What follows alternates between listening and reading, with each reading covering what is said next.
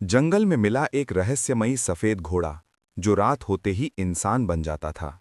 लेकिन उसका श्राप तोड़ने के लिए राजकुमार को करनी थी 3 असंभव परीक्षाएं। अब सवाल ये था, क्या वो इन खतरनाक रहस्यों से बचकर वापस आ पाएगा? आइए सुनते हैं ये रहस्यमयी और रोमांचक कहानी। बहुत पुराने समय की बात है। दूर पहाड़ों और घने जंगलों के बीच एक विशाल राज्य था, चंद्रगढ़। चंद्रगढ़ के राजा न्यायप्रिय थे और राज्य में किसी चीज की कमी नहीं थी। लेकिन राजा के दिल में एक ही चिंता रहती थी, उनका इकलौता पुत्र राजकुमार आर्यन। राजकुमार आर्यन साहसी था, दयालु था, पर उसे महल की आरामदायक जिंदगी से ज्यादा रोमांच और रहस्य पसंद थे। उसे जंगलों में घूमना, नई जगहों की खोज करना और अजीब अजीब रहस्यों को समझना बहुत अच्छा लगता था। एक दिन सुबह सुबह राजकुमार ने राजा से कहा, पिताश्री, मैं कुछ दिनों के लिए राज्य के बाहर की दुनिया देखना चाहता हूँ। मैंने सुना है कि हमारे राज्य के उत्तर में एक रहस्यमयी जंगल है, जहाँ कई अनजाने रहस्य छिपे हैं। राजा थोड़े चिंतित हुए।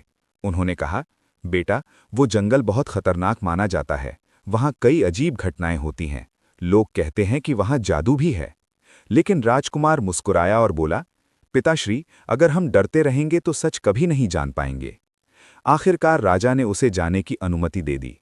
अगली सुबह राजकुमार अपने कुछ सैनिकों के साथ यात्रा पर निकल पड़ा। कई दिनों तक वे पहाड़ों और नदियों को पार करते रहे। धीरे धीरे रास्ते कठिन होते गए और जंगल घना होता गया। एक शाम वे एक ऐसे जंगल में पहुंचे जहां अजीब सन्नाटा था। न पक्षियों की आवाज, न जानवरों की हलचल, बस हवा की धीमी सरसराहट। अचानक दूर से घोड़े के दौड़ने की आवाज आई। सभी सैनिक चौंक गए। कुछ ही पल बाद पेड़ों के बीच से एक सफेद घोड़ा निकलकर सामने आ गया। वो घोड़ा किसी साधारण घोड़े जैसा नहीं था। उसकी आंखें नीले प्रकाश की तरह चमक रही थीं और उसकी चाल में अजीब सी शान थी। सबसे हैरान करने वाली बात यह थी कि उस घोड़े की पीठ पर कोई सवार नहीं था। सैनिकों ने तुरंत तलवारें निकाल लीं, लेकिन राजकुमार ने हाथ उठाकर उन्हें रोक दिया। वो धीरे धीरे घोड़े के पास गया। अजीब बात यह थी कि घोड़ा बिल्कुल शांत खड़ा था, जैसे वो राजकुमार का इंतजार कर रहा हो। राजकुमार ने धीरे से उसके सिर पर हाथ फेरा। तभी घोड़े ने उसकी आंखों में देखकर हल्की सी आवाज निकाली, जैसे वो कुछ कहना चाहता हो। राजकुमार को लगा जैसे उस घोड़े में कोई रहस्य छिपा है। उसने तुरंत फैसला किया, आज से ये घोड़ा मेरा साथी होगा। सैनिकों ने हैरानी से कहा, राजकुमार, ये घोड़ा अजीब है, शायद इसमें कोई जादू हो। राजकुमार मुस्कुराया और बोला, अगर इसमें जादू है तो हमें उसका सच जरूर जानना चाहिए। वो घोड़े पर सवार हो गया। हैरानी की बात यह थी कि घोड़ा उसे लेकर बिल्कुल शांत और आज्ञाकारी तरीके से चलने लगा। शाम होते होते सभी लोग जंगल के बीच एक खुले मैदान में रुक गए और वहीं डेरा डाल दिया। रात गहराने लगी, आसमान में चांद निकल आया और चारों तरफ गहरा सन्नाटा छा गया। राजकुमार अपने तंबू में सो रहा था, लेकिन आधी रात को अचानक उसकी आंख खुल गई। उसे बाहर से किसी इंसान के चलने की आवाज सुनाई दी। राजकुमार चौंक गया। उसने धीरे से तंबू का पर्दा हटाकर बाहर देखा, और जो उसने देखा उसे देखकर उसका दिल जोर जोर से धड़कने लगा, क्योंकि जहां उसका सफेद घोड़ा बंधा हुआ था, वहां अब एक अजनबी युवक खड़ा था। और सबसे डराने वाली बात यह थी कि वो युवक उसी घोड़े की जगह खड़ा था। राजकुमार के मन में एक ही सवाल गूंजने लगा, क्या वो जादुई घोड़ा सच में इंसान बन गया था? राजकुमार कुछ क्षणों तक स्तब्ध खड़ा रहा। उसकी सांसें तेज चलने लगीं और दिल जोर जोर से धड़कने लगा। तंबू के बाहर चांदनी फैली हुई थी और उसी चांदनी में वो अजनबी युवक साफ दिखाई दे रहा था। वो लंबा, तेजस्वी और बेहद रहस्यमयी लग रहा था। उसके कपड़े साधारण थे, लेकिन उसकी आंखों में अजीब सी चमक थी, वही चमक जो उस सफेद घोड़े की आंखों में थी। अब राजकुमार को यकीन होने लगा, ये वही घोड़ा था। राजकुमार धीरे धीरे तंबू से बाहर निकला। उसने सावधानी से पूछा, तुम कौन हो? अचानक उस युवक ने मुड़कर राजकुमार की ओर देखा। उसकी आंखों में हल्की सी मुस्कान उभरी। वो बोला, राजकुमार, मुझे पता था कि तुम जाग जाओगे। राजकुमार और भी हैरान हो गया। तुम मुझे जानते हो? युवक ने गहरी सांस ली और बोला, हाँ, क्योंकि मैं कई दिनों से तुम्हारा इंतजार कर रहा था। राजकुमार को अब सब कुछ और भी रहस्यमयी लगने लगा। उसने तुरंत पूछा, सच बताओ, क्या तुम वही घोड़े हो जिसे मैं आज जंगल से लेकर आया हूं? युवक कुछ क्षण चुप रहा, फिर उसने धीरे धीरे सिर हिलाया। हाँ, दिन में मैं घोड़ा होता हूं और रात में इंसान। ये सुनकर राजकुमार की आंखें फैल गईं। लेकिन ऐसा कैसे हो सकता है? उसने हैरानी से पूछा। युवक की आंखों में अचानक दर्द की एक परछाई उतर आई। वो कुछ पल तक चुप रहा, जैसे किसी पुराने दुख को याद कर रहा हो। फिर उसने धीमी आवाज में कहा, ये सब एक भयानक श्राप की वजह से हुआ है। राजकुमार की उत्सुकता और बढ़ गई। कैसा श्राप? उसने तुरंत पूछा। आकाश की ओर देखा, जहां चांद बादलों के पीछे छिपने लगा था। बहुत साल पहले मैं भी एक राज्य का राजकुमार था। राजकुमार चौंक गया। राजकुमार? युवक ने सिर हिलाया। हाँ, मेरा नाम वीरेंद्र है। मैं उत्तर दिशा के राज्य सूर्यपुर का राजकुमार था। राजकुमार ध्यान से उसकी बात सुनने लगा। वीरेंद्र ने आगे कहा, एक दिन मैं शिकार के लिए जंगल में गया था। वहां मेरी मुलाकात एक बूढ़ी स्त्री से हुई। वो बहुत कमजोर और भूखी लग रही थी। उसने मुझसे पानी मांगा। मैंने उसकी मदद करने की कोशिश की, लेकिन उसी समय मेरे कुछ घमंडी सैनिकों ने उसका मजाक उड़ाया। वीरेंद्र की आवाज भारी हो गई। वो कोई साधारण स्त्री नहीं थी, वो एक शक्तिशाली जादूगरनी थी। राजकुमार की आंखें फैल गईं। वीरेंद्र बोला, उसने क्रोध में आकर मुझे श्राप दे दिया। उसने कहा, आज से तुम दिन में एक घोड़े की तरह भटकते रहोगे और रात में इंसान बनोगे। जब तक कोई सच्चा और निडर राजकुमार तुम्हारी मदद नहीं करेगा, तुम इस श्राप से कभी मुक्त नहीं हो पाओगे। चारों तरफ फिर से गहरा सन्नाटा छा गया। राजकुमार कुछ देर तक स्तब्ध खड़ा रहा। फिर उसने धीरे से पूछा, तो क्या मैं वही राजकुमार हूं जिसकी तुम्हें तलाश थी? वीरेंद्र की आंखों में उम्मीद की चमक आ गई। शायद, वो बोला, लेकिन श्राप तोड़ना इतना आसान नहीं है। राजकुमार ने दृढ़ आवाज में कहा, चाहे जितना कठिन हो, मैं तुम्हारी मदद जरूर करूंगा। ये सुनकर वीरेंद्र की आंखों में पहली बार उम्मीद की किरण दिखाई दी। लेकिन तभी अचानक जंगल के दूर अंधेरे हिस्से से एक डरावनी हंसी गूंज उठी। हा हा हा! दोनों चौंक गए। वो हंसी इतनी भयावह थी कि आसपास के पेड़ भी जैसे कांप उठे। और फिर अंधेरे में से एक आवाज आई, लगता है तुम दोनों ने श्राप का राज जान लिया है। राजकुमार और वीरेंद्र ने तुरंत उस दिशा में देखा। घने पेड़ों के बीच एक काली परछाई धीरे धीरे उनकी ओर बढ़ रही थी। और वीरेंद्र का चेहरा अचानक डर से पीला पड़ गया, क्योंकि वो उस परछाई को पहचान चुका था। वीरेंद्र के होंठ कांपने लगे। उसने धीमी आवाज में कहा, वो वही है। राजकुमार ने हैरानी से पूछा, कौन? वीरेंद्र की आंखें अंधेरे में टिक गईं। वही जादूगरनी, जिसने मुझे श्राप दिया था। इतना सुनते ही राजकुमार के शरीर में सिहरन दौड़ गई। पेड़ों के बीच से धीरे धीरे एक काली आकृति बाहर आई। उसके लंबे सफेद बाल हवा में उड़ रहे थे, आंखें लाल अंगारों की तरह चमक रही थीं, और हाथ में एक टेढ़ी मेढ़ी लकड़ी की छड़ी थी। वो डरावनी हंसी हंसते हुए बोली, तो राजकुमार वीरेंद्र, तुमने अपना राज इस नए राजकुमार को बता ही दिया। राजकुमार आर्यन ने तलवार की मूठ कस ली। तुम कौन हो? उसने तेज आवाज में पूछा। वो मुस्कुराई और बोली, मैं वही हूं जिसने इस घमंडी राजकुमार को उसकी गलती की सजा दी थी। वीरेंद्र ने गुस्से और डर के बीच कहा, तुमने मुझे बहुत सालों से इस श्राप में बांध रखा है, अब इसे खत्म करो।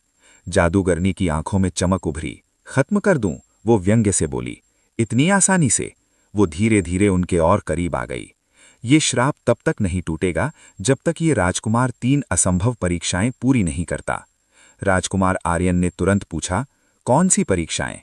जादूगरनी ने अपनी छड़ी जमीन पर टिका दी। अचानक उसके आसपास नीली सी धुंध फैलने लगी। पहली परीक्षा, उसने धीमे लेकिन डरावने स्वर में कहा, तुम्हें अग्नि पर्वत से नीली ज्वाला का फूल लाकर देना होगा। राजकुमार चौंक गया। अग्नि पर्वत? वीरेंद्र ने घबराकर कहा, वो जगह बहुत खतरनाक है, वहां लावा बहता रहता है, कोई इंसान वहां से जिंदा वापस नहीं आया। जादूगरनी हंस पड़ी, और यही तो परीक्षा है।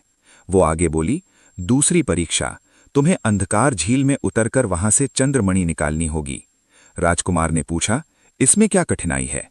जादूगरनी की मुस्कान और डरावनी हो गई। उस झील में पानी नहीं, बल्कि गहरा जादुई अंधकार भरा है। जो भी उसमें उतरता है वो कभी वापस नहीं आता। राजकुमार कुछ क्षण चुप रहा, लेकिन उसकी आंखों में डर की जगह दृढ़ निश्चय था। और तीसरी परीक्षा? उसने पूछा। जादूगरनी की आंखों में अजीब चमक आ गई। वो धीरे धीरे बोली, तीसरी और सबसे कठिन परीक्षा, तुम्हें मृत्यु वन के बीचों बीच जाकर सत्य का दर्पण ढूंढना होगा। वीरेंद्र ने घबराकर कहा, नहीं, वो असंभव है, वहां भयानक राक्षस रहते हैं। जादूगरनी ने सिर हिलाया। अगर इन तीनों चीजों को लाकर मेरे सामने रख दिया? तो वो कुछ पल रुकी, फिर बोली, तो मैं इस श्राप को हमेशा के लिए खत्म कर दूंगी। चारों तरफ फिर से सन्नाटा छा गया। राजकुमार आर्यन ने वीरेंद्र की ओर देखा। वीरेंद्र की आंखों में निराशा थी। ये असंभव है, वो बोला। कई योद्धा इन जगहों पर गए, लेकिन कोई वापस नहीं आया। लेकिन राजकुमार आर्यन के चेहरे पर हल्की सी मुस्कान आ गई। वो आगे बढ़ा और जादूगरनी की आंखों में देखकर बोला, मैं ये तीनों परीक्षाएं पूरी करूंगा। जादूगरनी कुछ पल के लिए चुप हो गई, जैसे उसे यकीन ही न हुआ हो। फिर वो धीरे धीरे हंसने लगी। बहुत अच्छा, तो कल सुबह तुम्हारी पहली परीक्षा शुरू होगी। उसने अपनी छड़ी हवा में घुमाई। अचानक चारों तरफ काला धुआं फैल गया और अगले ही पल वो जादूगरनी हवा में गायब हो गई। जंगल फिर से शांत हो गया। वीरेंद्र ने घबराकर कहा, राजकुमार, तुमने बहुत बड़ा खतरा मोल ले लिया है। राजकुमार ने आकाश की ओर देखा, जहां चांद फिर से चमकने लगा था। वो शांत स्वर में बोला, अगर किसी को आजाद कराने के लिए खतरा उठाना पड़े तो वो डर नहीं, साहस कहलाता है। लेकिन उसी समय दूर पहाड़ों की दिशा से अचानक लाल रोशनी आसमान में चमकने लगी। वीरेंद्र की सांसें थम गई, क्योंकि वो समझ चुका था, अग्नि पर्वत जाग चुका था। दूर आसमान में लाल लपटें चमक रही थी। ऐसा लग रहा था जैसे पहाड़ के भीतर से आग का समंदर उफन रहा हो। जंगल की हवा भी अब गर्म होने लगी थी।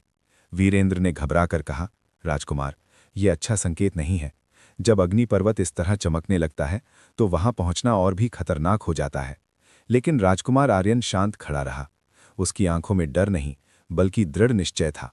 वो बोला, अगर यही पहली परीक्षा है तो हमें सुबह होने का इंतजार नहीं करना चाहिए, हमें अभी निकलना होगा। वीरेंद्र चौंक गया। अभी? इस समय? राजकुमार ने सिर हिलाया। हाँ, जितनी जल्दी हम उस फूल को ले आएंगे उतनी जल्दी तुम्हारा श्राप टूटने की राह खुलेगी। रात धीरे धीरे बीतने लगी। जैसे जैसे सुबह करीब आई, वीरेंद्र का शरीर फिर से बदलने लगा। उसके हाथ पांव कांपने लगे और कुछ ही क्षणों में वो फिर से वही सफेद घोड़ा बन गया। राजकुमार ने उसके सिर पर हाथ फेरा और बोला, चिंता मत करो, हम ये परीक्षा जरूर पार करेंगे। सूरज की पहली किरण के साथ ही राजकुमार घोड़े पर सवार हो गया। वे दोनों तेजी से उत्तर दिशा की ओर बढ़ने लगे। कई घंटों की यात्रा के बाद जंगल खत्म होने लगा और सामने एक भयानक दृश्य दिखाई देने लगा। उनके सामने था अग्नि पर्वत। वो एक विशाल काला पहाड़ था, जिसकी दरारों से लाल लाल लावा बह रहा था। हवा इतनी गर्म थी कि सांस लेना मुश्किल हो रहा था। आसमान में धुआं और राख उड़ रही थी। राजकुमार ने चारों तरफ नजर दौड़ाई। तभी उसे पहाड़ के बीचों बीच एक चमक दिखाई दी। वो चमक किसी नीले प्रकाश की तरह थी। वीरेंद्र ने हिनहिनाकर इशारा किया, जैसे कह रहा हो कि वही नीली ज्वाला का फूल है। लेकिन वहां तक पहुंचना आसान नहीं था। लावा की नदियां रास्ते में बह रही थीं और हर कुछ देर में पहाड़ के अंदर से भयानक गर्जना सुनाई दे रही थी। राजकुमार सावधानी से आगे बढ़ने लगा। वो एक चट्टान से दूसरी चट्टान पर कूदता हुआ धीरे धीरे ऊपर चढ़ रहा था। गर्मी इतनी तेज थी कि उसके कपड़े भी झुलसने लगे थे, लेकिन वो रुका नहीं। आखिरकार वो उस जगह के पास पहुंच गया जहां वो नीला फूल चमक रहा था। वो सचमुच अद्भुत था। उसकी पंखुड़ियां नीली आग की तरह चमक रही थीं और उसके आसपास की लपटें जैसे उसे छू भी नहीं पा रही थीं। राजकुमार ने धीरे से हाथ बढ़ाया। जैसे ही उसने फूल को पकड़ने की कोशिश की, अचानक पूरी जमीन भयंकर तरीके से कांपने लगी। पहाड़ के अंदर से एक डरावनी गर्जना गूंजी। अगले ही पल लावा के बीच से एक विशाल अग्नि राक्षस बाहर निकल आया। उसका शरीर आग से बना हुआ था। आंखें धधकते कोयले जैसी चमक रही थीं और उसकी ऊंचाई किसी पेड़ से भी ज्यादा थी। उसने गुस्से में दहाड़ते हुए कहा, कौन है जो मेरे अग्नि फूल को छूने की हिम्मत कर रहा है? राजकुमार का दिल एक पल के लिए जोर से धड़क उठा, लेकिन उसने अपनी तलवार कसकर पकड़ ली। नीचे खड़ा सफेद घोड़ा बेचैनी से हिनहिनाने लगा। अग्नि राक्षस धीरे धीरे राजकुमार की ओर बढ़ने लगा। हर कदम के साथ जमीन जलने लगी और वो गरज कर बोला, अगर तुम्हें ये फूल चाहिए तो पहले मुझे हराना होगा। अग्नि राक्षस की दहाड़ इतनी भयानक थी कि पूरा पर्वत कांप उठा। चारों तरफ लावा उछलने लगा और गर्म हवा के झोंके राजकुमार के चेहरे से टकराने लगे। राजकुमार आर्यन कुछ क्षण के लिए ठिठक गया, लेकिन अगले ही पल उसने अपनी तलवार मजबूती से पकड़ ली। उसने दृढ़ आवाज में कहा, अगर तुम्हें हराना ही इस फूल तक पहुंचने का रास्ता है तो मैं पीछे नहीं हटूंगा। अग्नि राक्षस जोर से हंसा, तुम जैसे छोटे इंसान मुझे चुनौती दे रहे हो? इतना कहकर उसने अपने हाथ को हवा में घुमाया। अचानक उसके हाथ से आग की एक विशाल लपट निकलकर राजकुमार की ओर बढ़ी। राजकुमार फुर्ती से एक चट्टान के पीछे कूद गया। लपट इतनी तेज थी कि जिस चट्टान को वो छू गई वो पल भर में पिघलने लगी। नीचे खड़ा सफेद घोड़ा बेचैनी से इधर उधर दौड़ने लगा। राजकुमार समझ गया कि सीधे लड़ना आसान नहीं होगा, उसे चालाकी से लड़ना होगा। अग्नि राक्षस फिर दहाड़ा और दूसरी लपट छोड़ी। इस बार राजकुमार तेजी से दौड़ा और चट्टानों के बीच से होता हुआ राक्षस के बिल्कुल करीब पहुंच गया। फिर उसने पूरी ताकत से अपनी तलवार राक्षस के पैर पर मारी, लेकिन जैसे ही तलवार उसके शरीर से टकराई, छन, तलवार पीछे उछल गई। राक्षस का शरीर तो जैसे शुद्ध आग से बना हुआ था। राजकुमार की समझ में आ गया कि इस राक्षस को सामान्य हथियार से हराना नामुमकिन है। अग्नि राक्षस अब और गुस्से में आ गया था। उसने जोर से जमीन पर पैर पटका। अचानक लावा की एक लहर राजकुमार की ओर बढ़ने लगी। राजकुमार तेजी से पीछे हट गया, लेकिन उसका पैर फिसल गया। वो एक चट्टान के किनारे पर लटक गया। नीचे उफनता हुआ लावा था। एक पल की गलती और सब खत्म। नीचे खड़ा सफेद घोड़ा जोर जोर से हिनहिनाने लगा, जैसे वो राजकुमार को चेतावनी दे रहा हो। राजकुमार ने किसी तरह चट्टान को पकड़कर खुद को ऊपर खींच लिया, लेकिन तभी उसकी नजर एक अजीब चीज पर पड़ी। अग्नि राक्षस के सीने के बीचों बीच एक छोटी सी नीली रोशनी चमक रही थी। वो रोशनी ठीक उसी रंग की थी जैसे नीली ज्वाला का फूल। राजकुमार की आंखों में अचानक चमक आ गई। उसे समझ आ गया कि शायद वही राक्षस की असली कमजोरी है, लेकिन वहां तक पहुंचना बेहद मुश्किल था। राक्षस अब उसकी तरफ तेजी से बढ़ रहा था। हर कदम के साथ आग की लपटें चारों तरफ फैल रही थीं। राजकुमार ने गहरी सांस ली। अगर उसने सही समय पर वार नहीं किया तो ये उसकी आखिरी लड़ाई हो सकती थी। अग्नि राक्षस ने दहाड़ते हुए अपना विशाल हाथ उठाया और राजकुमार पर हमला करने के लिए आगे बढ़ा। उसी क्षण राजकुमार पूरी ताकत से दौड़ा, एक बड़ी चट्टान पर चढ़ा और हवा में ऊंची छलांग लगा दी। अब वो सीधे राक्षस के सामने था। उसने अपनी तलवार को दोनों हाथों से कसकर पकड़ा और पूरी ताकत से उस नीली रोशनी की तरफ वार कर दिया। अगले ही पल पूरा अग्नि पर्वत भयंकर विस्फोट की तरह गूंज उठा। राजकुमार की तलवार जैसे ही उस नीली रोशनी से टकराई, अग्नि राक्षस जोर से दहाड़ा। उसकी आग से बनी देह अचानक बिखरने लगी। चारों तरफ लपटें उछलने लगी और पूरा पर्वत कांपने लगा। राजकुमार हवा में ही पीछे की ओर गिर पड़ा। वो मुश्किल से एक चट्टान को पकड़कर संभल पाया। अग्नि राक्षस दर्द से तड़प रहा था।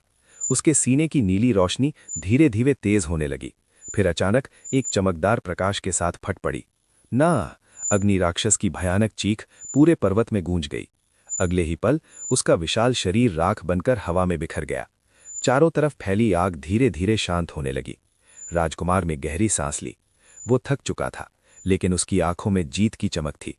उसने तुरंत उस जगह की ओर देखा जहां नीली ज्वाला का फूल चमक रहा था। अब उसके आसपास की लपटें शांत हो चुकी थीं। राजकुमार सावधानी से आगे बढ़ा और इस बार उसने धीरे से हाथ बढ़ाकर उस फूल को तोड़ लिया। जैसे ही फूल उसके हाथ में आया, उससे ठंडी नीली रोशनी फैलने लगी। उस तेज गर्मी के बीच वो रोशनी अजीब सी शांति दे रही थी। नीचे खड़ा सफेद घोड़ा खुशी से हिनहिनाने लगा। राजकुमार नीचे उतर आया और घोड़े की गर्दन थपथपाई। हम पहली परीक्षा जीत गए, उसने मुस्कुराकर कहा। लेकिन तभी अचानक हवा में एक जानी पहचानी आवाज गूंजी। बहुत अच्छा राजकुमार। राजकुमार चौंक कर पीछे मुड़ा। काले धुएं के बीच वही जादूगरनी प्रकट हो गई। उसकी आंखों में अब पहले जैसी हंसी नहीं थी, बल्कि हल्की सी हैरानी थी। मुझे उम्मीद नहीं थी कि तुम सच में अग्नि राक्षस को हरा दोगे, वो बोली। राजकुमार ने नीली ज्वाला का फूल उसकी ओर बढ़ाया। ये रही पहली परीक्षा, उसने शांत स्वर में कहा। जादूगरनी ने फूल को देखा, फिर धीरे से सिर हिलाया। हाँ, तुमने पहली परीक्षा पूरी कर ली। वीरेंद्र का घोड़ा रूप बेचैनी से हिलने लगा, जैसे उसे उम्मीद की किरण दिखाई दे रही हो। जादूगरनी ने अपनी छड़ी हवा में घुमाई। अचानक अग्नि पर्वत के आसपास की सारी लपटें बुझने लगी और वातावरण शांत हो गया। फिर वो बोली, लेकिन याद रखना, असली मुश्किल अभी बाकी है। उसकी आवाज गंभीर हो गई। दूसरी परीक्षा, अंधकार झील से चंद्रमणि लाना। राजकुमार ने पूछा, वो झील कहाँ है? जादूगरनी ने उत्तर दिशा की ओर इशारा किया। इस पर्वत के पार एक ऐसा जंगल है जहां सूरज की रोशनी भी नहीं पहुंचती। उसी जंगल के बीचों बीच अंधकार झील है। वो आगे बोली, उस झील में उतरने वाला इंसान अपने सबसे बड़े डर से सामना करता है। अगर उसका मन कमजोर हुआ तो वो हमेशा के लिए उसी अंधकार में खो जाता है। इतना कहकर जादूगरनी की आंखों में फिर से वही रहस्यमयी चमक आ गई। अगर तुम सच में इस श्राप को तोड़ना चाहते हो तो वहां जाना ही होगा। फिर उसने एक हल्की हंसी हंसी और काले धुएं में गायब हो गई। कुछ देर तक वहां सन्नाटा छाया रहा। राजकुमार ने दूर फैले पहाड़ों की ओर देखा। उधर कहीं उस घने अंधेरे जंगल के बीच अंधकार झील उनका इंतजार कर रही थी। राजकुमार ने सफेद घोड़े की ओर देखा और दृढ़ आवाज में कहा, हम यहां तक पहुंच गए हैं, अब पीछे नहीं हटेंगे। सफेद घोड़ा जैसे उसकी बात समझ गया, उसने जोर से हिनहिनाकर जवाब दिया। राजकुमार घोड़े पर सवार हो गया और फिर वे दोनों उस रहस्यमयी अंधेरे जंगल की ओर बढ़ने लगे, क्योंकि असली रहस्य अभी बाकी था। अंधकार झील उनका इंतजार कर रही थी। राजकुमार आर्यन और सफेद घोड़ा कई दिनों तक घने जंगलों और ऊंचे पहाड़ों को पार करते रहे। जैसे जैसे वे आगे बढ़ते गए, जंगल और भी डरावना होता गया। पेड़ इतने घने थे कि सूरज की रोशनी जमीन तक नहीं पहुंच पा रही थी। आखिरकार एक शाम वे उस जगह पहुंच गए जहां चारों तरफ गहरा अंधेरा और अजीब सी ठंडी हवा बह रही थी। राजकुमार समझ गया, यही अंधकार झील का इलाका था। कुछ दूर आगे बढ़ने पर उसे एक विशाल झील दिखाई दी, लेकिन वो साधारण झील नहीं थी। उसका पानी बिल्कुल काला था, जैसे उसमें रात ही घुल गई हो। झील के ऊपर हल्की हल्की धुंध तैर रही थी और उसके अंदर से कभी कभी अजीब आवाजें सुनाई दे रही थीं। राजकुमार घोड़े से उतरा। उसे जादूगरनी की बात याद आई। इस झील में उतरने वाला इंसान अपने सबसे बड़े डर से सामना करता है। उसने गहरी सांस ली। अगर मुझे वीरेंद्र को आजाद कराना है तो मुझे ये करना ही होगा। वो धीरे धीरे झील के किनारे पहुंचा और बिना डर दिखाए पानी में उतर गया। जैसे ही उसका पैर पानी में पड़ा, अचानक चारों तरफ भयानक अंधेरा छा गया। राजकुमार को लगा जैसे वो किसी दूसरी दुनिया में पहुंच गया हो। अचानक उसके सामने एक दृश्य उभरा। उसने देखा, उसका अपना राज्य चंद्रगढ़ जल रहा था। महल टूट रहे थे, लोग चीख रहे थे और उसके पिता राजा जमीन पर घायल पड़े थे। राजकुमार घबरा गया। नहीं, ये सच नहीं हो सकता। लेकिन तभी उसके पिता की आवाज गूंजी, आर्यन, तुमने हमें छोड़ दिया, इसलिए ये सब हुआ। राजकुमार के दिल में दर्द उठने लगा। कुछ पल के लिए उसका मन डगमगाया, लेकिन तभी उसे वीरेंद्र का चेहरा याद आया और उसका श्राप। राजकुमार ने आंखें बंद कीं और जोर से कहा, ये सब झूठ है, ये सिर्फ मेरा डर है और मैं इससे नहीं डरूंगा। इतना कहते ही वो भयानक दृश्य अचानक गायब हो गया। अंधकार छटने लगा और झील के बीचों बीच एक चमकती हुई चांदी जैसी मणि दिखाई दी। वही थी चंद्रमणि। राजकुमार तेजी से तैरकर वहां पहुंचा और मणि को उठा लिया। जैसे ही उसने मणि को हाथ में लिया, झील का अंधेरा धीरे धीरे खत्म होने लगा। राजकुमार किनारे वापस आ गया। सफेद घोड़ा खुशी से हिनहिनाने लगा। उसी समय हवा में फिर से काला धुआं फैल गया। जादूगरनी उनके सामने प्रकट हो गई। उसने चंद्रमणि को देखा और कुछ क्षण चुप रही। अविश्वसनीय, वो बोली, तुमने दूसरी परीक्षा भी पूरी कर ली। अब वीरेंद्र के श्राप के टूटने की उम्मीद और भी बढ़ गई थी। जादूगरनी ने गंभीर आवाज में कहा, अब आखिरी परीक्षा बची है, सत्य का दर्पण। उसने हाथ घुमाया। अचानक उनके सामने एक रास्ता प्रकट हो गया, जो एक भयानक जंगल की ओर जाता था, मृत्युवन। राजकुमार बिना देर किए वहां पहुंच गया। मृत्युवन में हर तरफ डरावनी आवाजें गूंज रही थीं, लेकिन जंगल के बीचों बीच उसे एक पत्थर का मंदिर दिखाई दिया। मंदिर के अंदर एक चमकता हुआ दर्पण रखा था। राजकुमार जैसे ही उसके सामने पहुंचा, दर्पण चमकने लगा। उसमें उसका चेहरा दिखाई देने लगा, लेकिन अगले ही पल दर्पण में उसका चेहरा बदल गया। वो एक घमंडी और क्रूर राजा के रूप में दिखाई देने लगा। दर्पण की आवाज गूंजी, हर इंसान के भीतर अच्छाई और बुराई दोनों होती हैं। अगर तुम सच में सच्चे हो तो अपनी कमजोरियों को स्वीकार करो। राजकुमार कुछ देर तक शांत खड़ा रहा। फिर उसने धीरे से कहा, हाँ, मुझ में भी गलतियां हैं।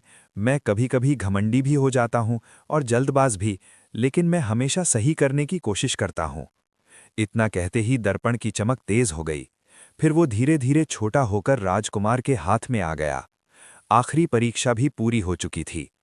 कुछ ही क्षण बाद जादूगरनी फिर से प्रकट हुई।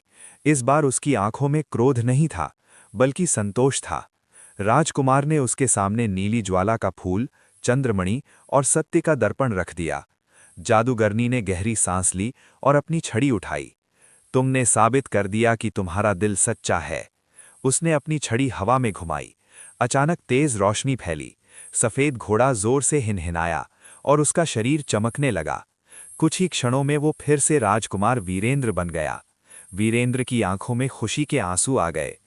मैं आजाद हो गया, उसने धीमी आवाज में कहा। राजकुमार मुस्कुराया। दोनों राजकुमारों ने एक दूसरे को गले लगा लिया।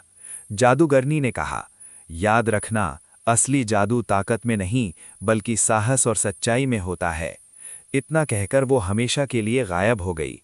कुछ दिनों बाद दोनों राजकुमार अपने अपने राज्यों में लौट आए, और उस दिन के बाद दोनों राज्यों के लोग हमेशा ये कहानी सुनाते रहे, एक ऐसे राजकुमार की जिसने एक जादुई घोड़े को इंसान बनाने के लिए असंभव परीक्षाओं को भी जीत लिया। अगर आपको ये कहानी पसंद आई हो तो वीडियो को लाइक ज़रूर करें।